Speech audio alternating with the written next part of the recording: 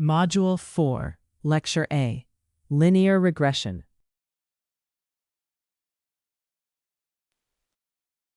By the end of this lecture, you will be able to explain linear regression predictions using weights, bias, features, and targets, implement mean-squared error and gradient descent for one feature regression, and interpret slope, intercept, and residuals in a civil engineering prediction example. Linear model equation, weights. In a linear model, weights show how strongly each input influences the prediction. A positive weight means increasing that input raises the predicted value, while a negative weight means it lowers it. Larger weights indicate a stronger effect, helping the model turn raw features into a structured prediction. Model weights are learned from data during training, not guessed. The model compares its predictions with known outcomes and adjusts the weights to improve accuracy. A positive weight means a feature tends to increase the prediction, such as slab thickness increasing load capacity, or route distance increasing travel time. However, the size of a weight shows its effect within the model, not necessarily its real-world importance.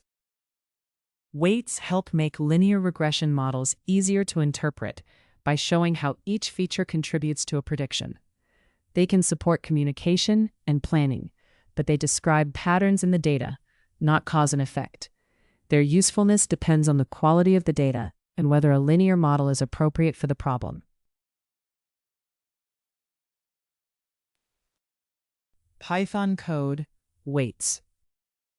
This example illustrates how weights work in linear regression. Slab thickness is used to predict load capacity, and different weight values are compared to see how they affect the prediction. We begin by importing NumPy for efficient numerical work with arrays and mathematical operations, and Matplotlib PyPlot for creating visualizations.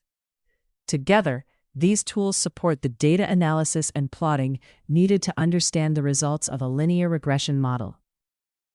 A single civil engineering feature is stored for linear regression, slab thickness in centimeters.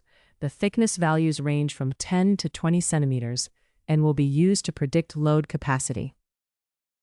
The known load capacities are stored in a NumPy array, with each value matching a slab thickness and measured in kilonewtons.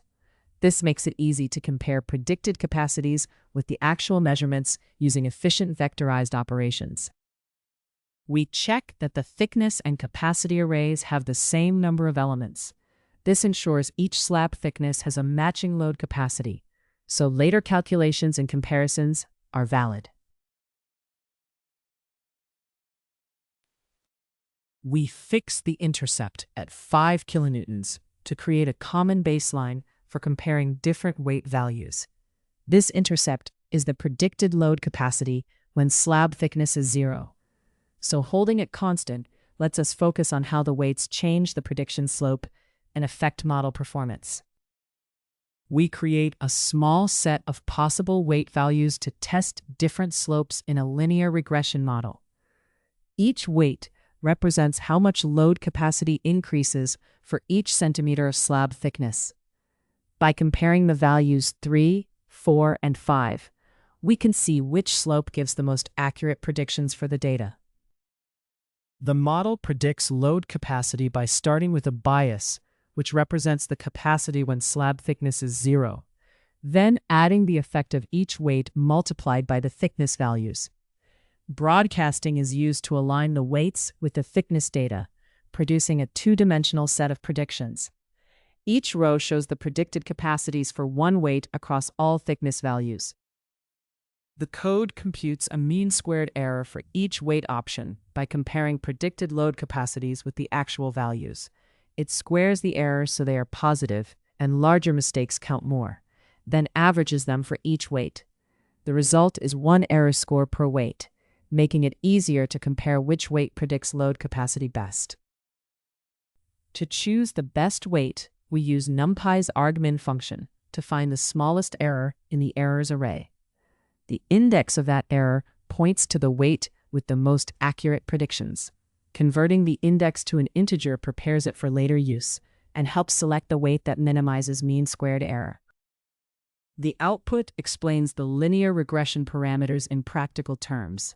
The weight shows how much the predicted load capacity increases, in kilonewtons, for each additional centimeter of slab thickness. The bias is 5 kilonewtons, representing the predicted load capacity when thickness is 0, or the model's intercept.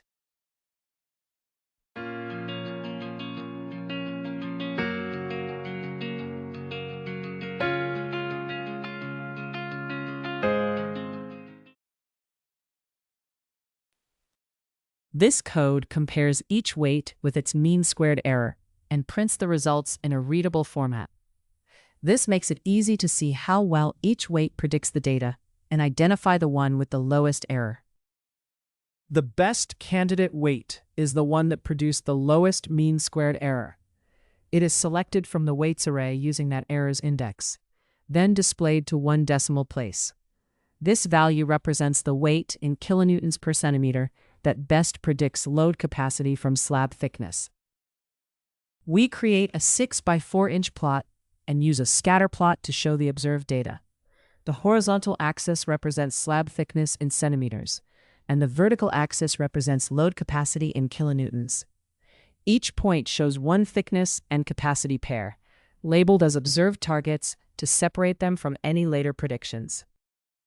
Add a best weighted line to the plot to show the model's best predictions, using slab thickness on the x-axis and predicted load capacity on the y-axis. Label the axes clearly as slab thickness in centimeters and load capacity in kilonewtons.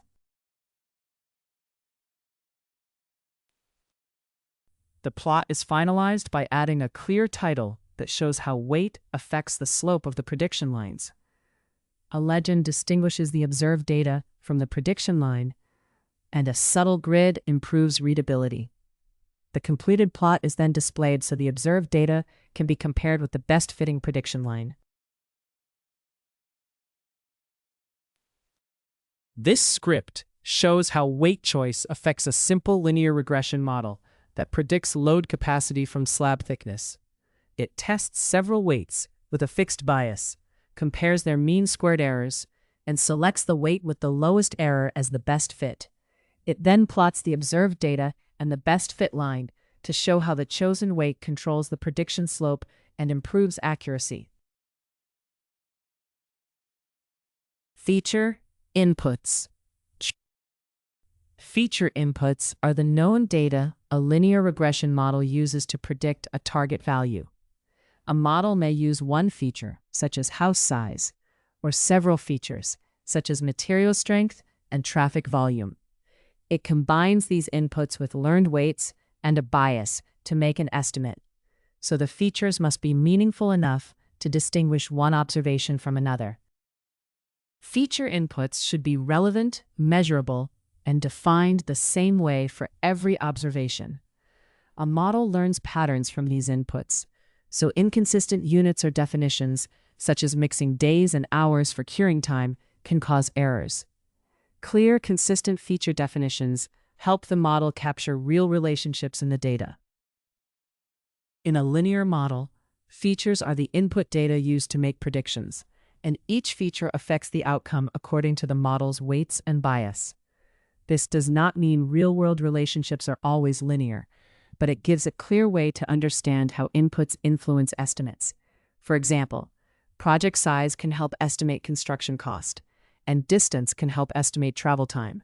The feature is not the prediction itself. It is the information the model uses to produce one.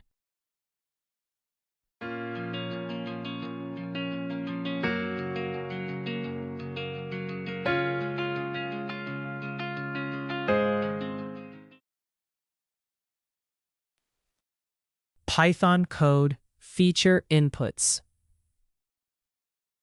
Feature inputs describe each engineering observation, and a linear model uses weighted combinations of those features to make a prediction.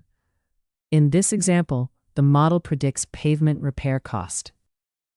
We import NumPy for efficient numerical work with arrays and calculations, and Matplotlib's plotting tools to visualize data and predictions. Together, these libraries help us analyze relationships between variables more clearly. A NumPy array stores pavement ages as floating point values, giving consistent numeric data for later calculations. This makes it easy to apply mathematical operations, such as estimating repair costs from pavement age. A NumPy array is used to store the target repair costs, measured in thousands of dollars. The values are 18, 25, 31, 39, and 46, and they are stored as floating point numbers to support accurate numerical calculations. A simple linear model is defined using a slope and an intercept to predict pavement repair cost from pavement age. The slope of 3.5 means cost increases with each additional year of age, while the $10,000 intercept represents the baseline cost at age 0. Together, these values create a straightforward relationship for making later predictions. Predicted repair cost is found by multiplying the yearly slope by the pavement age, then adding the intercept to represent the base cost at age 0. This linear combination gives the estimated cost for each pavement age. Residuals are found by subtracting the model's predicted repair costs from the actual costs. They show how far the predictions are from the observed values, helping us judge the model's performance. The example explains a simple linear prediction of pavement repair cost from pavement age. It identifies age and years as the feature and repair cost in thousands of dollars as the target, then describes the model as multiplying age by a slope and adding an intercept. For a 6-year-old pavement, it compares the predicted cost with the actual cost and reports the residual, meaning the actual value minus the prediction. The plot compares actual repair costs with costs predicted by a linear model using pavement age as the input. A scatter plot shows the target values, while a line shows the model's linear predictions. The axes label pavement age in years and repair cost in thousands of dollars, with a title, legend, and grid added to make the comparison clear. This script uses a simple linear model to estimate pavement repair costs from pavement age. It predicts cost by applying a fixed slope and intercept, then compares the predictions with actual costs using residuals. It also prints a brief model summary and a prediction for a chosen age. Finally, it plots the actual costs and predicted line to show how well the model fits the data. Prediction output. A linear model's prediction is its best estimate of a target value, such as a price or travel time. It is calculated by applying learned weights and a baseline adjustment to the input features. This turns the model's internal parameters into a practical output that can be compared with real results or used for decisions. Prediction outputs should be treated as estimates, not certainties. Linear regression assumes a straight-line relationship, but real-world data include errors and variation, so predicted values may differ from actual outcomes. Whether estimating energy use or structural capacity, the model is making an informed guess based on patterns it has learned.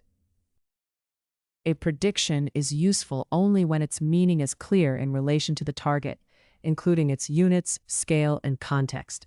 For example, estimates of pavement condition or neighborhood water demand can guide maintenance and infrastructure decisions.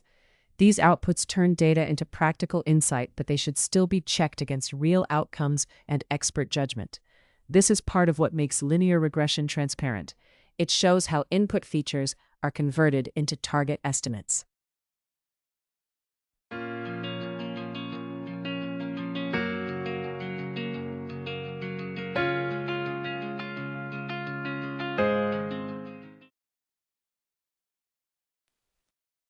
Python code, prediction output.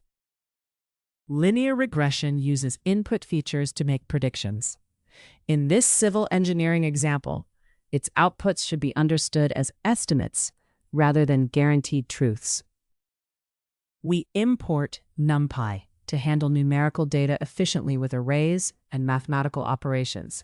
We also import Matplotlib's plotting tools so we can create visualizations that compare predictions with actual data. Pavement thickness values from 4 to 8 inches are stored as floating point numbers in a NumPy array. This format supports efficient vectorized calculations, which are useful for numerical work in linear regression. The observed pavement surface lives are stored as a numerical array with values of 9, 11, 13, 14, and 17 years. They are set as floating point numbers to keep later calculations consistent. This data represents the actual lifespans used to compare against the model's predictions. The linear regression model uses a slope of 1.9 and an intercept of 1.2. The slope means each additional inch of pavement thickness increases the predicted service life by 1.9, while the intercept is the predicted service life at 0 inches of thickness. Together, these values define the model used to predict pavement service life from thickness. Predicted pavement service life is calculated with a simple linear model. The pavement thickness values are multiplied by the slope, measured in years per inch, and then the intercept, or bias in years, is added. The result is a predicted service life for each thickness measurement. We check that the pavement thickness, actual service life, and predicted service life data all contain the same number of values. This ensures each thickness measurement matches one actual and one predicted service life value. If the lengths differ, the data may be misaligned, which can cause errors in analysis or visualization. Residuals are found by subtracting the model's predicted service life from the actual observed service life. They show how far the predictions are from real outcomes, making them useful for judging the model's accuracy. The model's prediction rule is a linear equation that estimates pavement service life from pavement thickness.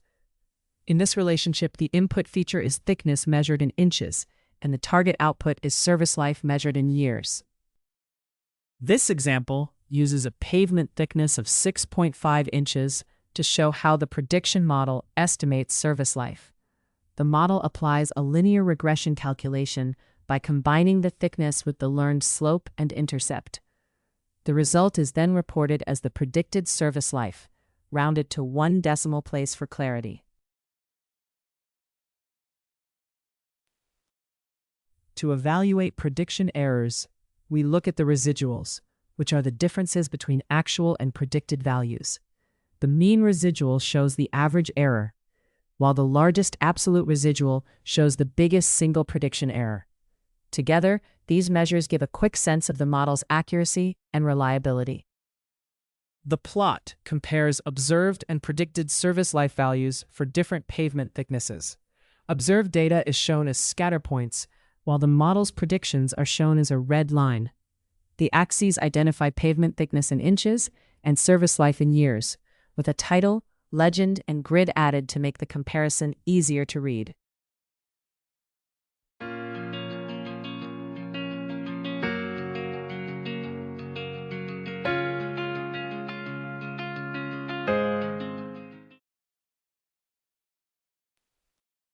This script applies a simple linear regression model to estimate pavement service life from pavement thickness.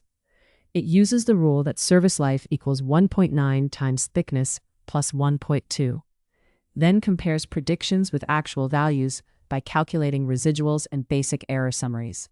It also predicts the service life for a thickness of 6.5 inches and visualizes the observed data alongside the model's fitted line to show how well the predictions match the measurements. Loss and descent, mean squared error. Mean squared error is a single score that shows how close a regression model's predictions are to the actual values.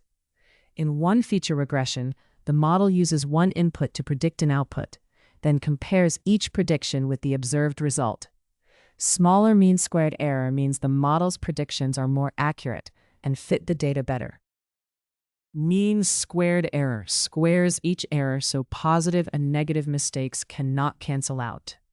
This also gives larger errors more weight, which matters when big mistakes are especially costly, such as in engineering or cost estimation. As a result, mean squared error encourages models to reduce both typical error size and the risk of large errors. Mean squared error is the loss function used to train a regression line. As the slope and intercept change, the predictions change, and the error shows how well the line fits the data. Gradient descent uses this error as feedback to adjust the line and improve the model's predictions. Python code. Mean squared error. Mean squared error measures how far predictions are from actual values. In this example, bridge age is used to predict yearly maintenance cost, and two simple regression lines are compared to see which makes smaller prediction errors. We import NumPy to handle numerical data efficiently with arrays, matrices, and mathematical operations. We also import Matplotlib's plotting tools to visualize the data and regression lines, making it easier to compare their performance. Bridge ages and their maintenance costs are stored as numerical arrays for efficient analysis. The ages serve as the feature values, while the costs serve as the target values, preparing the data for comparing regression models. First, confirm that the age and cost data are both one-dimensional, so each age can match directly with one cost.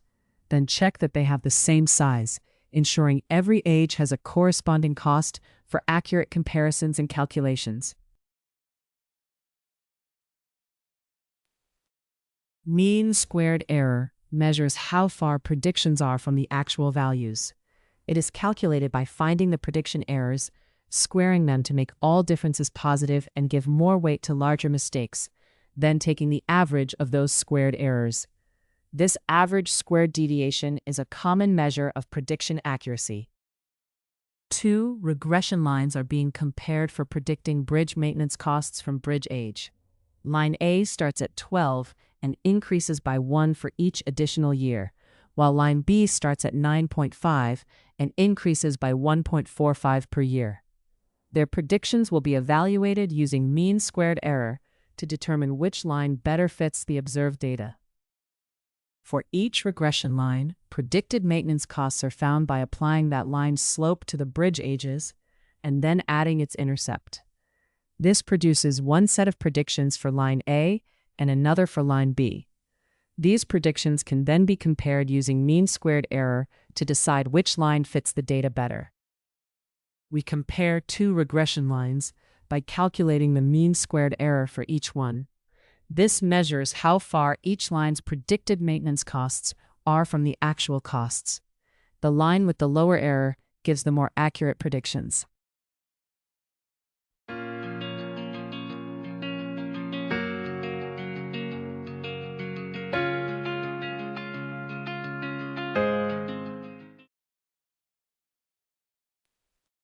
We print the mean squared error for line A and line B, rounded to 2 decimal places and measured in $1,000 squared.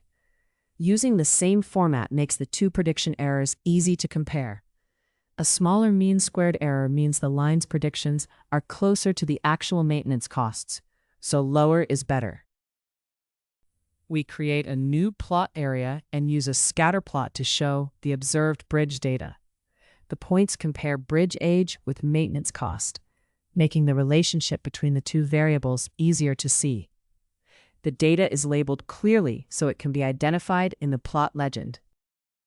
Matplotlib is used to plot two regression prediction lines against the bridge age data. Line A shows the predictions from the first model, and line B shows the predictions from the second. Plotting both lines with the actual data makes it easier to compare how well each model fits. The plot is labeled to make its purpose clear. The horizontal axis shows bridge age in years, and the vertical axis shows maintenance cost in thousands of dollars. Its title explains that mean squared error is being used to compare how well two regression lines predict maintenance costs from bridge age.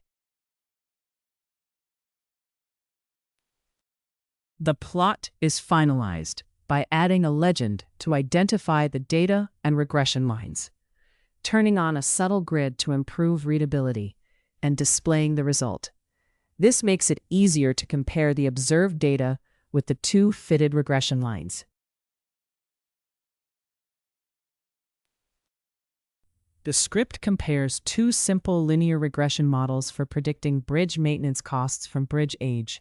It calculates each model's mean squared error, where a smaller value means the predictions are closer to the observed costs. It also plots the data with both regression lines, using labels and a legend to make the visual comparison clear. Gradient descent. Gradient descent improves a one-feature regression model by repeatedly adjusting the slope and intercept to reduce prediction error. It uses the average squared error to decide which direction lowers the loss, then makes small updates along that path. Over time, these updates help the model fit the data better and make more accurate predictions. In one-feature regression, gradient descent improves the model by adjusting the slope and intercept to reduce prediction error. It uses patterns in the residuals to decide how much to change each value, rather than guessing randomly. If predictions are consistently too low, the intercept may increase, and if errors grow with larger inputs, the slope may be adjusted to better match the data. Gradient descent improves a model by starting with initial parameter guesses and adjusting them step by step to reduce error. It works for simple regression and can also support more complex prediction tasks. It does not replace careful data preparation or feature selection, but it gives a systematic way to make predictions more accurate.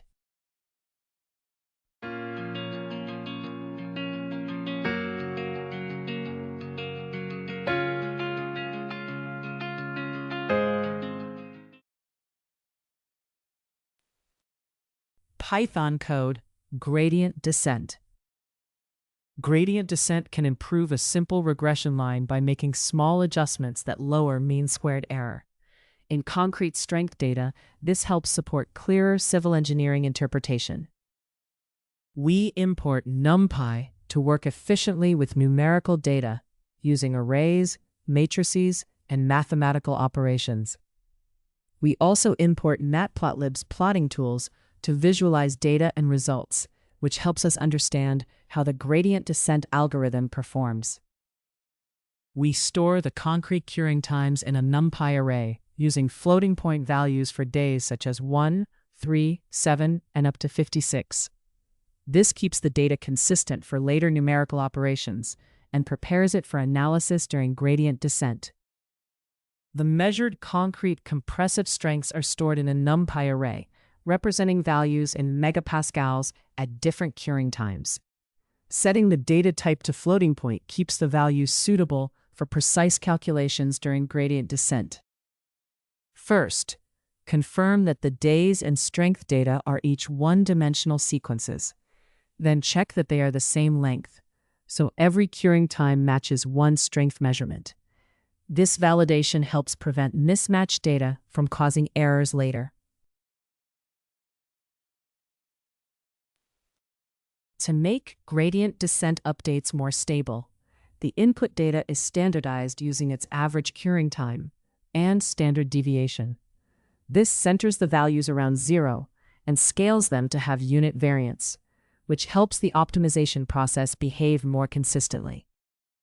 The feature values are first standardized by subtracting their mean and dividing by their standard deviation. This centers the data around 0 and gives it a standard deviation of 1, which helps make gradient descent updates more stable. The number of standardized values is then recorded, so it can be used later when averaging calculations across all data points. Mean squared error measures how accurate predictions are by comparing them with the true values. It finds the prediction errors, squares them, and takes their average. The result is one number that shows the average squared difference between predicted and actual values, helping evaluate model performance. We start gradient descent with a flat regression line by setting the slope to 0, The intercept is set to the average strength value, which places the line near the center of the data. This gives a reasonable initial fit before the algorithm begins updating the line to reduce error.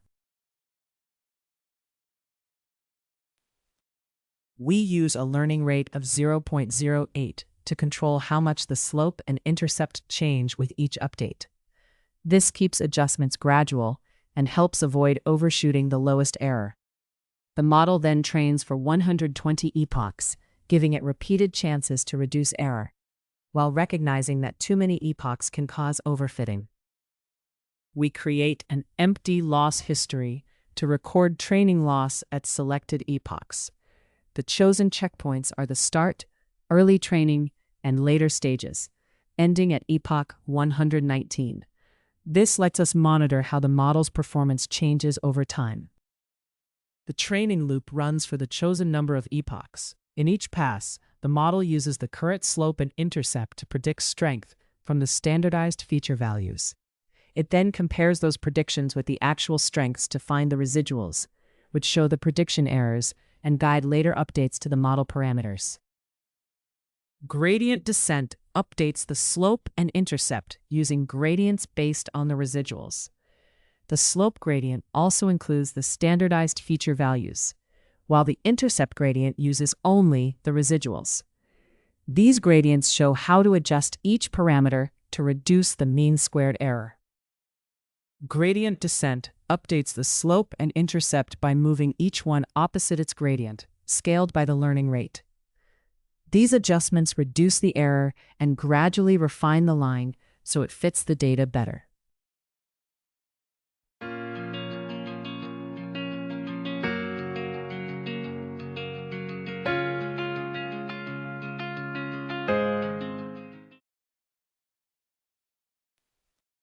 At selected training checkpoints, the code measures how well the model is performing by calculating the mean squared error between the actual strengths and the predictions. It then records this error with the corresponding epoch number, making it possible to track performance over time. To return a standardized regression line to the original units, adjust the slope by dividing it by the standard deviation of the days. Then, compute the original intercept by subtracting the original slope times the mean of the days from the standardized intercept. This puts the model back on the actual curing time and strength scales, making the regression line interpretable in the original data units. We use the regression model's slope and intercept to predict strength values for each day. Then we compare those predictions with the actual measurements by finding the residuals. These residuals show how far the model is from the data and help indicate how well it fits. Gradient descent is used to improve a regression model that predicts concrete strength from curing time. The results summarize the model's final mean squared error, the regression line's slope and intercept, and the residual error at 28 days. Loss checkpoints are also reported to show how the model's error changed during training. The visualization compares measured compressive strength data with a regression line learned by gradient descent. It plots curing time in days against strength in megapascals, showing the actual data points and the model's predicted line. Labels, a title, a legend, and a light grid make the plot easier to interpret and help assess how well the model fits the data. This script fits a regression line to concrete strength data using gradient descent. It standardizes curing time to make training stable, then updates the slope and intercept over repeated iterations to reduce mean squared error. After training, it converts the model back to the original units and reports the final error, slope, intercept, and the residual at 28 days. It also plots the measured strengths with the learned line to show the fit visually. Learning rate. In gradient descent, the learning rate controls how large each update is to the model's slope and intercept after measuring error with mean squared error. It guides how quickly the regression line moves toward better fitting the target values. The learning rate is not learned from the data. It is a training setting chosen by the trainer. and choosing it well is important for smooth, effective learning. The learning rate controls how large each gradient descent update is. If it is too small, the model moves toward a better solution but trains very slowly. If it is too large, the model can overshoot the best solution and jump between poor results. A good learning rate helps training progress efficiently while allowing the model to settle into a lower error solution. The learning rate controls how large each gradient descent step is, so it must balance training speed with stability. If it is too low, the loss decreases slowly. If it is too high, the loss may fluctuate sharply. In simple regression, this means adjusting the slope and intercept at a pace that steadily reduces mean squared error and improves predictions.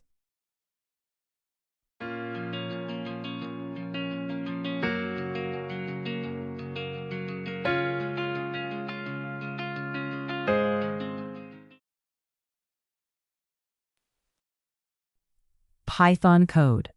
Learning rate.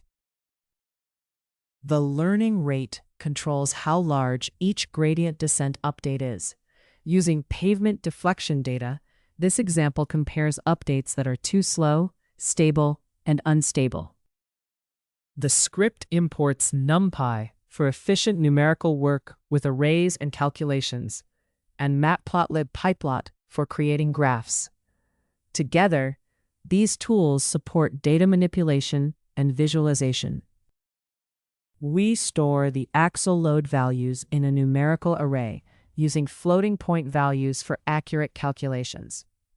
These loads are measured in kips and will be used to study how axle load relates to pavement deflection in the gradient descent model. A NumPy array is used to store the measured deflection values in inches: 0.09, 0.13, 0.18, 0.21, and 0.26. The values are stored as floating point numbers to support precise calculations later in the analysis. Before analysis, confirm that the axle loads and deflections are each one-dimensional and have the same number of values. This ensures every load is paired with exactly one deflection, which is necessary for accurate modeling. The axle load values are standardized so they have a mean of 0 and a standard deviation of 1. This puts the feature values on a consistent scale, helping gradient descent converge more reliably. The deflection values are then copied to serve as the target data, protecting the original measurements from unintended changes. The mean squared error function evaluates how well a line fits the data, using a slope and an intercept. It predicts each value, compares those predictions with the actual values, and averages the squared differences. A smaller result means the model's predictions are closer to the data. Mean squared error measures how accurate a regression model's predictions are. It compares predicted values with actual values, squares the differences, and averages them into one score. A lower score means the model's predictions are closer to the real data. We define a gradient descent function for a chosen learning rate. It begins with the model's slope and intercept set to 0, then records the loss after each step so we can track how the error changes as the model learns. Inside the loop, the model predicts deflection using the current slope, scaled load values, and intercept. It then compares these predictions with the actual deflection measurements to find the residuals, which represent the model's errors. These errors are used to guide updates to the model parameters. To update a linear model with gradient descent, we compute gradients for both the slope and the intercept. The slope gradient comes from averaging the residuals multiplied by the input values, then doubling the result. The intercept gradient comes from doubling the average residual. These gradients show how to adjust the model parameters to reduce prediction error. During gradient descent, the model updates the slope and intercept by moving each one against its gradient, scaled by the learning rate. These adjustments reduce error step by step, helping the model refine its parameters and make better predictions. The code records the mean squared error at each gradient descent step, using the current slope and intercept. This loss history shows how the model's error changes during training. The function then returns the final slope, intercept, and losses to summarize the training progress. We compare three learning rates for gradient descent: 0.01, 0.2, and 1.1, representing slower to faster step sizes. For each rate, the model is trained, and its final slope, intercept, and mean squared error history are stored. This makes it easy to see how the learning rate affects training performance.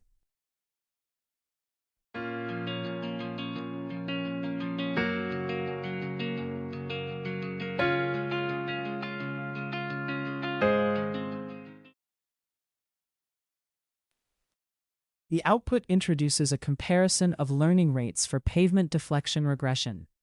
It then presents a formatted summary of each learning rate's final slope, intercept, and mean squared error, making it easier to compare how gradient descent performs under different settings. The results are summarized for each learning rate by reporting the final slope, final intercept, and last mean squared error. This gives a quick comparison of how the model performed under each learning rate.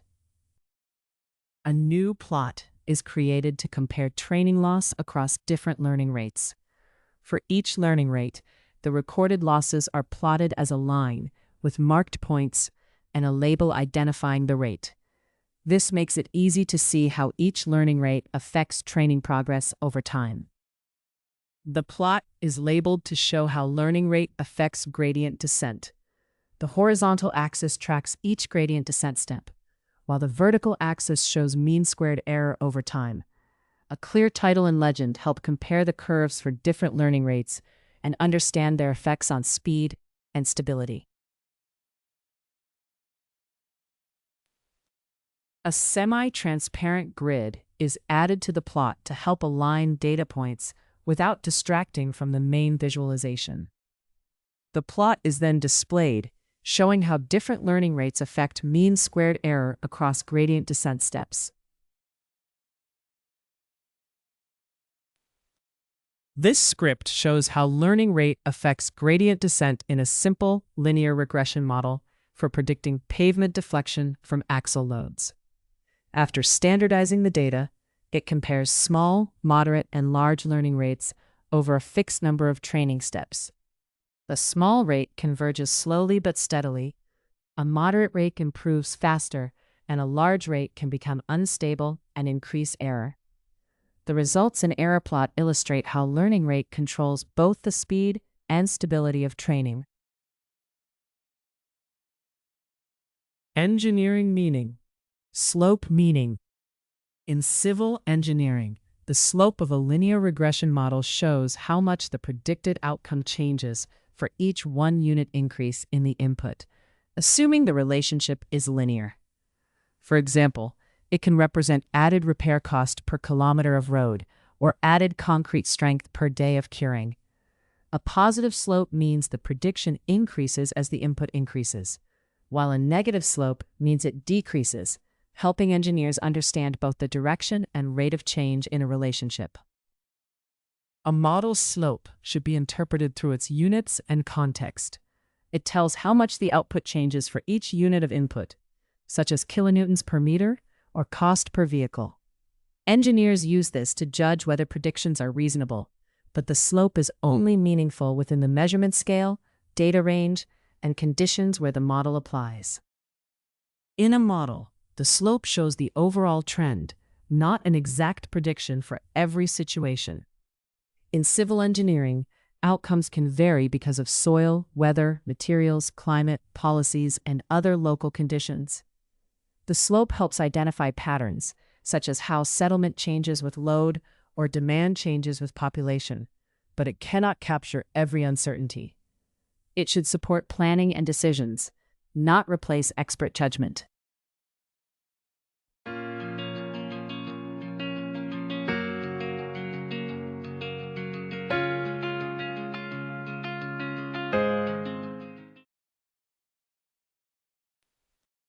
Python code, Slope meaning.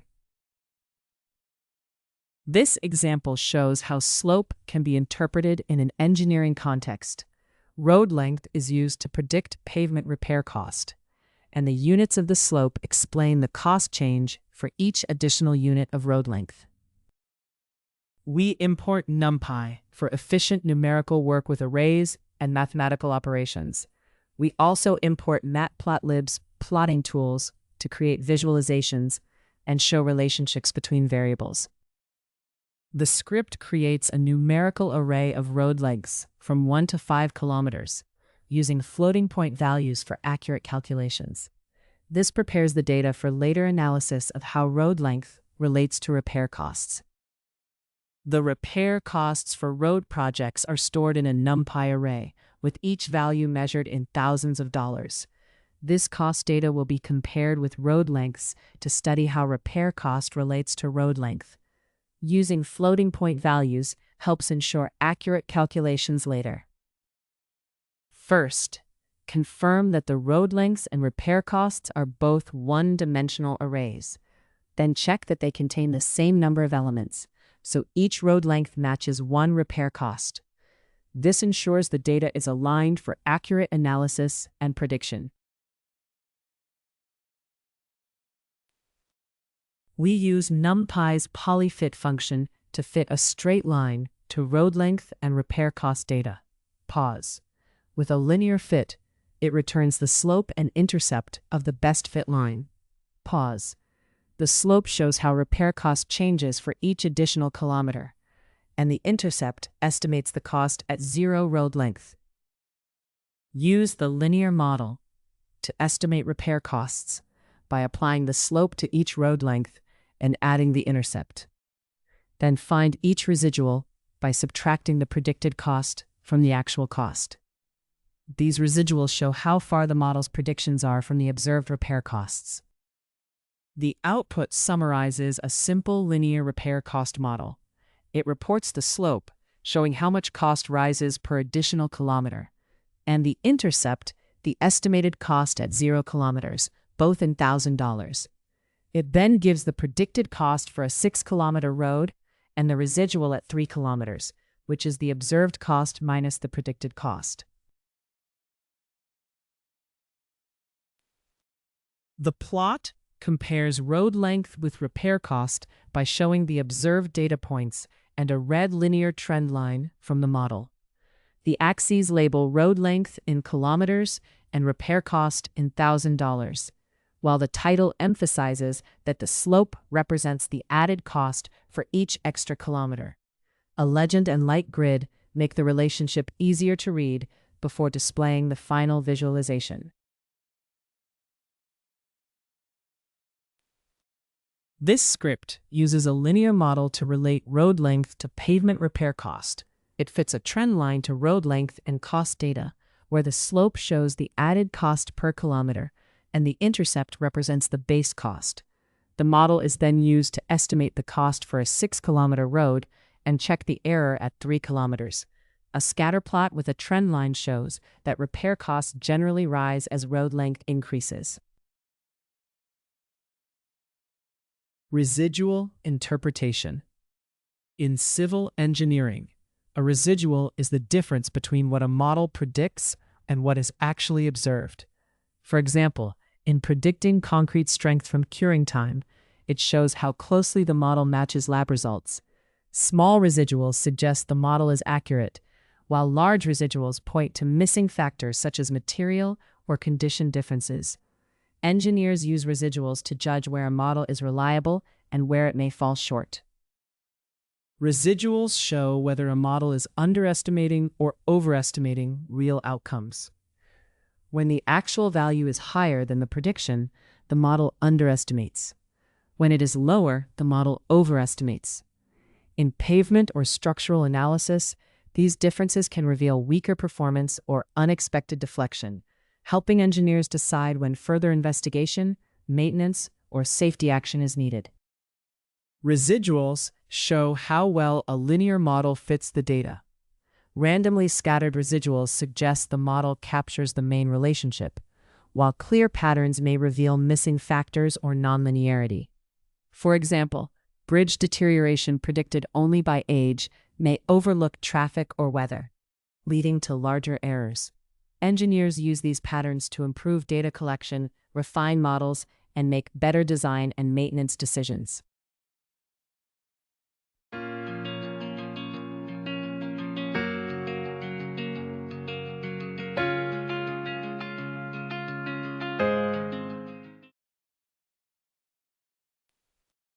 Python code, residual interpretation.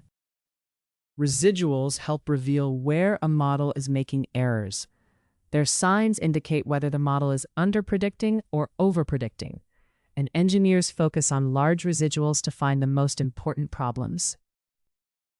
We begin by importing two key libraries, NumPy for efficient numerical work with arrays and calculations, and Matplotlib's plotting tools for creating visualizations. Together, they prepare the script for data analysis and graphical display.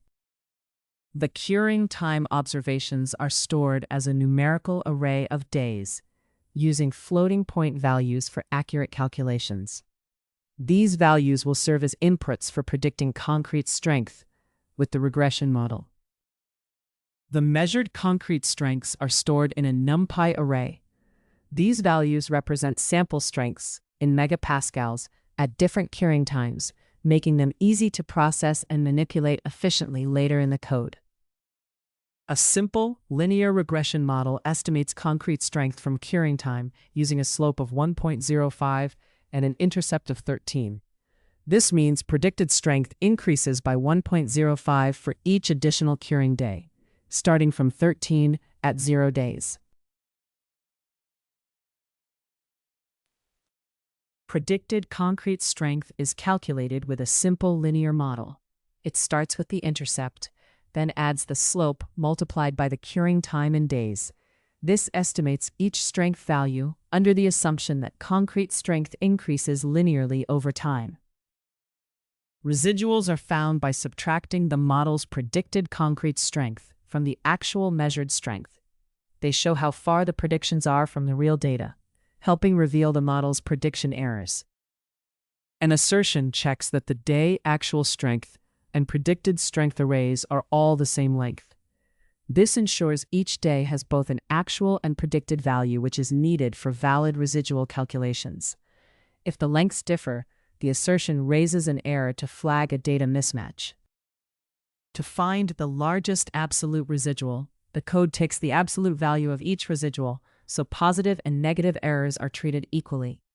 It then uses NumPy's argmax function to locate the index of the largest value. The index is converted to an integer, so it works reliably in later operations. Residuals show the difference between actual and predicted strengths, helping reveal model errors. The regression slope tells how much strength increases with each curing day, while the intercept gives the predicted strength at day 0. By finding the day with the largest residual, engineers can identify the biggest mismatch between the model and the data. A positive residual means the model underestimated strength, and a negative residual means it overestimated it. This plot shows concrete strength residuals from a linear model against curing time in days. A zero reference line helps show whether predictions are above or below the observed values, while the residual points are connected to reveal trends over time. Clear axis labels, a title, and a light grid make the visualization easier to read and help identify patterns or unusual residuals.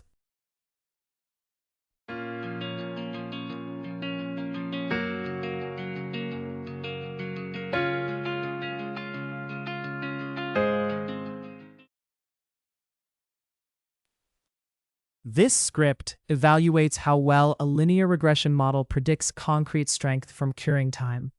It compares actual strengths with predicted values to calculate residuals, where positive residuals mean the model underestimated strength and negative residuals mean it overestimated it. The script also finds the largest prediction error and plots residuals over time, helping engineers spot days where the model's predictions differ most from measurements. Prediction residuals. In civil engineering, prediction residuals show the difference between a model's forecast and what is actually observed in the field. They help engineers judge whether estimates, such as concrete strength, foundation settlement, or pavement deflection, are too optimistic or too conservative. By revealing where predictions miss real behavior, residuals turn model error into useful insight for safety and cost decisions. Residuals show how well a model fits the real world and where it may be missing important factors. Small, random residuals suggest the model captures the main trends, while consistent errors point to bias or omitted variables. In civil engineering, this can reveal when a model is too simple, such as underestimating settlement under heavy loads, or ignoring weather and traffic in bridge wear predictions. Prediction residuals help engineers judge whether a model is accurate enough for its intended use. The importance of an error depends on context, such as design tolerances, project stage, cost sensitivity, and safety risks. Engineers should therefore evaluate residuals by their practical impact, not just by their numerical size.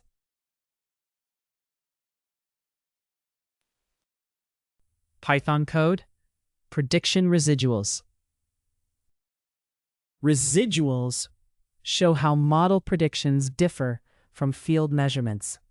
Expressing these errors in engineering units makes their size easier to interpret, as illustrated with pavement deflection data. We import NumPy to handle numerical data efficiently using arrays, matrices, and mathematical operations. We also import Matplotlib's plotting tools to create visualizations that help show the data and model predictions clearly. Axle load values are stored in a NumPy array as floating point numbers. The loads are measured in kips and include 6 values from 8 to 18, allowing later calculations to use decimal precision if needed. Measured pavement deflections in inches are stored in a NumPy array for different axle loads. This makes the data easy to process efficiently and supports later calculations such as residuals and error metrics. A simple linear regression model estimates pavement deflection from axle load. Its slope is 0.0035 inches per kip, meaning deflection increases by that amount for each additional kip of load. The intercept is 0.0010, giving the predicted deflection when the load is 0.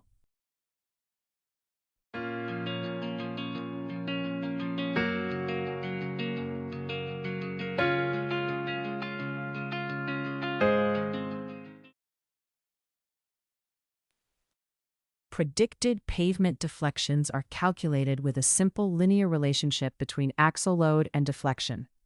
The intercept gives the deflection at 0 load, while the slope shows how much deflection increases as load rises. Applying this line to each axle load produces the corresponding predicted deflection values. Before subtracting arrays, the code verifies that the axle loads, measured deflections, and predicted deflections all have matching lengths. This ensures each value lines up correctly with the others and helps prevent calculation errors. Residuals are found by subtracting predicted deflection values from measured deflection values. They show the gap between field observations and model predictions, helping assess how well the model performs. We calculate the mean squared error by averaging the squared differences between measured values and predicted values. This produces one number that shows how closely the predictions match the actual measurements. To find the largest absolute residual, take the absolute values of the residuals and use NumPy's argmax function to locate the biggest one. This gives the index of the data point where the prediction differs most from the actual measurement, regardless of whether the error is positive or negative. Converting the index to an integer helps ensure it works smoothly in later operations. The code reports key results from a regression model for pavement deflection. It prints the slope and intercept to describe how deflection changes with axle load, then gives the mean squared error to summarize overall prediction accuracy. It also identifies the largest residual and the axle load where that error occurs, providing context for the model's worst prediction. The plot is set up with a clear figure size. Then measured field data is shown as a scatter plot of axle load versus pavement deflection. A linear prediction line is added to represent the regression model, making it easy to compare predicted deflections with the actual measurements. For each axle load, a red vertical line is drawn between the predicted deflection and the measured deflection. These lines show the residuals, making the differences between the model's predictions and the actual measurements easy to see. The plot is formatted to clearly show pavement deflection results. The x-axis is labeled as axle load in kips, the y-axis as pavement deflection in inches, and the title identifies the chart as prediction residuals for pavement deflection. A legend is added so listeners can distinguish the measured field data from the linear prediction. The script ends by using the Matplotlib show function to display the completed plot. This brings together the measured field data, the linear predictions, and the residual lines so the pavement deflection prediction errors can be visually analyzed. This script evaluates how well a simple linear regression model predicts pavement deflection from axle load. It compares measured deflections with predicted values, calculates residuals and mean squared error, and identifies the largest prediction error with its load. It also reports the model's slope and intercept, and creates a plot showing measured data, predictions, and residuals to help assess model accuracy. In this lecture, you learned to explain linear regression predictions using weights, bias, features, and targets, implement mean squared error and gradient descent for one feature regression, and interpret slope, intercept, and residuals in a civil engineering prediction example. In the next lecture, Lecture B, we will go over multiple features. Thank you for your attention. See you all in the next lecture.